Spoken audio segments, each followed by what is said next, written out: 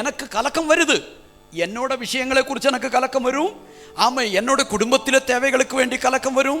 என் பிள்ளைகளை நினைச்சோ, என்னோட குடும்ப சூழ்நிலைகளை நினைச்சோ, ഞാൻ അനുഭവിக்கிற ஏதோ பாரங்களை நிமிச்சோ, என்னோட தலைமுறைகளை குறிச்சோ எனக்கு சில கலக்கங்கள், சஞ்சலங்கள் மனசுக்குள்ள வரும். சில பாரங்கள் எனக்குள்ள வரும். இந்த வேளைகளில் எனக்கு ஸ்தோத்திரம் உள்ளே அந்த கலக்கமும் தியக்கமும் எல்லாம் வருகிறப்போ என்ன செய்யணுமா? நீ தேவனை நோக்கி காத்திரு.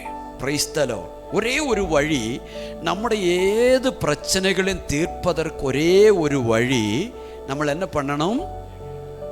எத்தனை பேருண்டு அப்படி தேவனை நோக்கி காத்திருப்பதற்கு? என்னோட எல்லா பிரச்சனையும் தீர்க்க கர்த்தரால் ஆகும்னு விசுவாசிக்கிற எத்தனை பேருண்டு?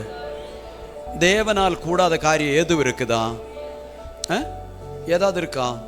நம்முடைய புத்திக்கு முடியாத தேவனால் கூடுமா? எத்தனை பேருக்கு நம்பிக்கை உண்டு? Price the Lord.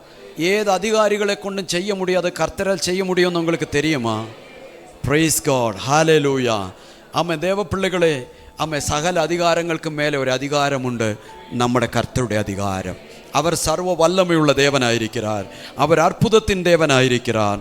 அவர் கிருபையின் தேவனாயிருக்கிறார். சர்வாதிகாரியாய தேவன், சர்வ வல்லமையுள்ள தேவன். அவரால் ஆகாத காரியம் ஒன்றுமே இல்லை. ஹல்லேலூயா. இன்றைக்கு நீங்கள் கடந்து போகிற சூழ்நிலைகள் எதுவாயிருந்தாலும், உங்களை பாதிச்சிருக்கிற கலக்கம் எதுவாயிருந்தாலும், நீங்கள் எந்த விஷயத்தை குறித்து சஞ்சலப்பட்டு கொண்டிருந்தாலும், அதன் மேலெல்லாம் விடுதலை தருவதற்கு இயேசு வல்லவராயிருக்கிறார். ஹல்லேலூயா. Praise the Lord.